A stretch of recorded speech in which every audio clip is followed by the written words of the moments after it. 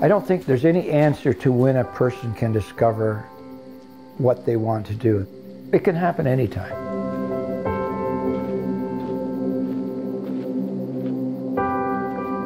I think when it happens, you should recognize it and you should take action on it.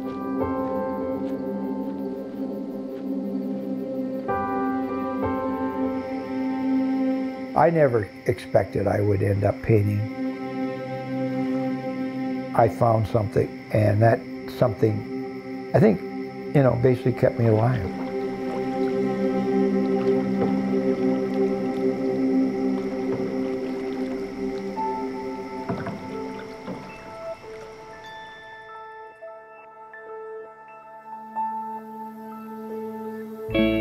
I always had a magazine from the Federation of Ontario Naturalists, and I saw canoe trips in there and decided to take one.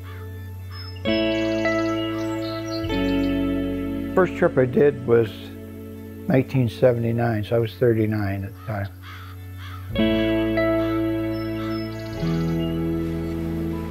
I started as a participant and ended up being one of the leaders because one guy didn't make the grade. I really look forward to those trips. I know that the people that went on the trips had a really different appreciation for nature when they came off it.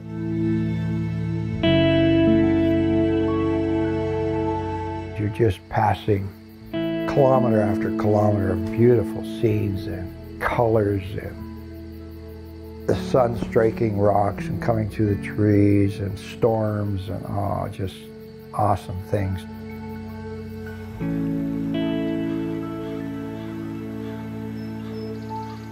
My feelings for the environment, for canoe trips, spending time outside, all those things were really leading me to my paintings, really leading me to an escape that I really didn't know about.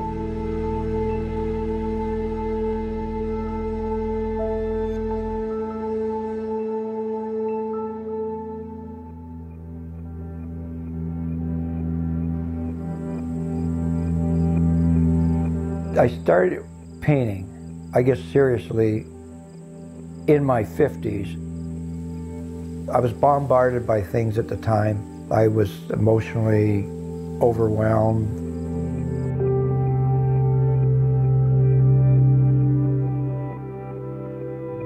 There is a point in depression where it doesn't become a part of life, it becomes a serious ailment.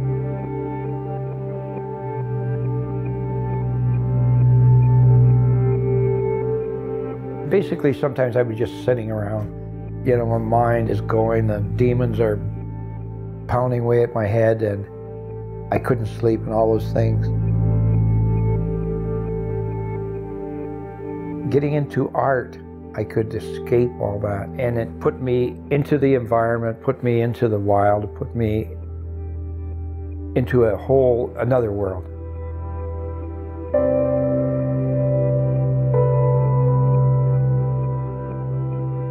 I never thought it would expand into what it is. It's like a huge part of my life now.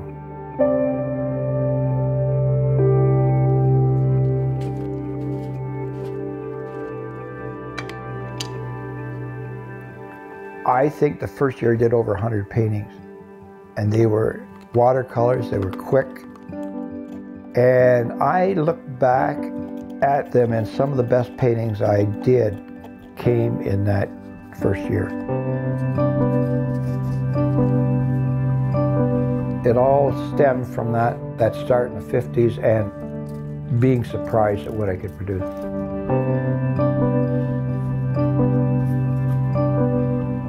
It was pointed out to me that's from the perspective of a canoe, which I didn't even think about. But that's how you see it. That's how I saw the environment, being out in the canoe and leading trips. And now I'm able to take some of these pictures and actually be able to show people and maybe reproduce, the feelings I had when I'm out there. I guess it's like the history of what I saw, that I called impressions of nature, and that's what it is.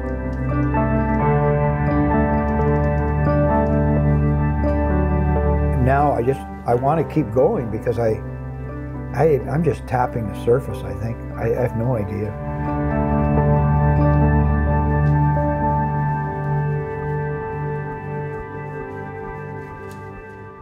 Every time I sit down and do something, it amazes me.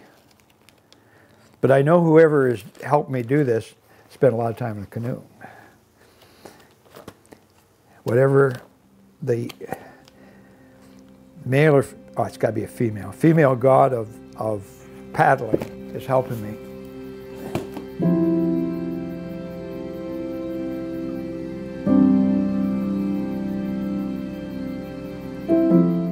You can't look too far ahead. Wake up in the morning, be glad you're there, and just move along in the time, in the now.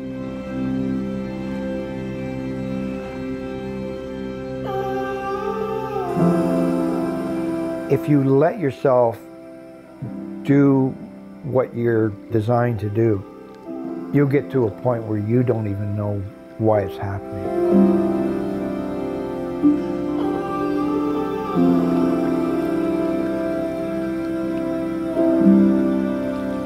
I was seeing a doctor, a psychiatrist, and I actually did a painting when I first started with her.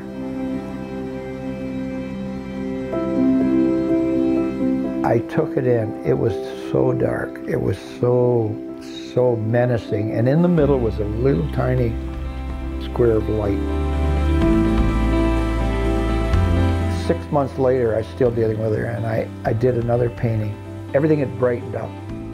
The light was much bigger, you know. So she said, "You're really making progress."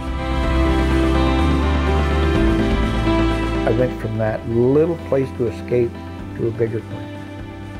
So it was an example of how you can let things go.